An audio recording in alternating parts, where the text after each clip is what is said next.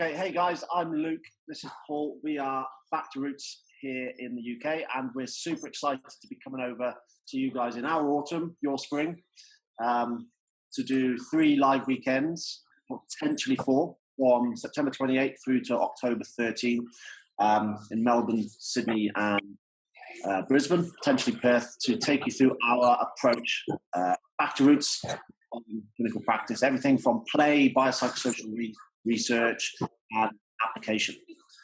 Guys, looking forward to coming to Australia. We're going to teach you the enormous evidence base behind play and the clinical reasoning behind play. So very excited to come to Australia and share what Back to Roots does. We'll see you then. And I think that's a bit of a problem within healthcare professionals, that we don't really know how to apply this biopsychosocial model of healthcare. So we seem to talk about it a lot.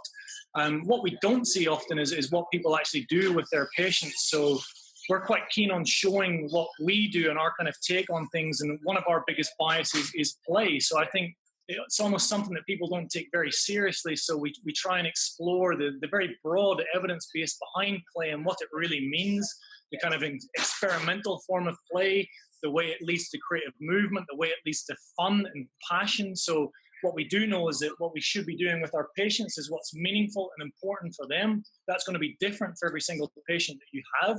So again, the only way we can kind of address that is maybe by taking a playful approach to rehab. Now, that doesn't mean that we don't do things very seriously.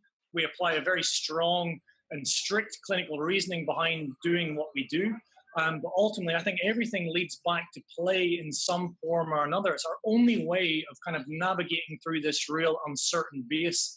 And I think one of the things that play does is this whole social concept, which in the BPS model is probably the most ignored or the less kind of influenced. I think play is a great way to get communities to interact together, whether it be through movement or storytelling or even learning. And it's a big thing that we do with our CPDs is that we have a very playful approach to learning. We try and get whatever information we're teaching to have an intervention, a playful intervention that's kind of related to what we're kind of teaching. So we love it. We love our jobs, and we tend to see that clinicians that have a playful approach also enjoy their jobs. That person, and that's really what the evidence tells us, that we need to be able to individualize our exercise prescription, and that takes us down this road of non-linear pedagogy. You know, you guys got like Gabrielle Wolf and for internal external cueing for tasks, rather than telling people how to squat or how to lift their arm or to walk or stand or handstand or whatever it may be.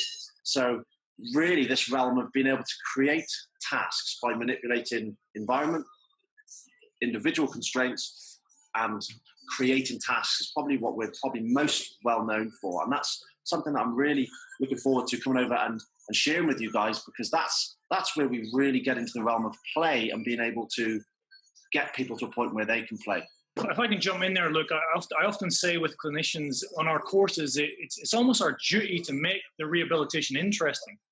So we know from research by Sanne Angel, she's a Norwegian researcher, and Peter Stillwell here in the UK, that joy and passion are pretty much the 2 biggest influencers on exercise adherence.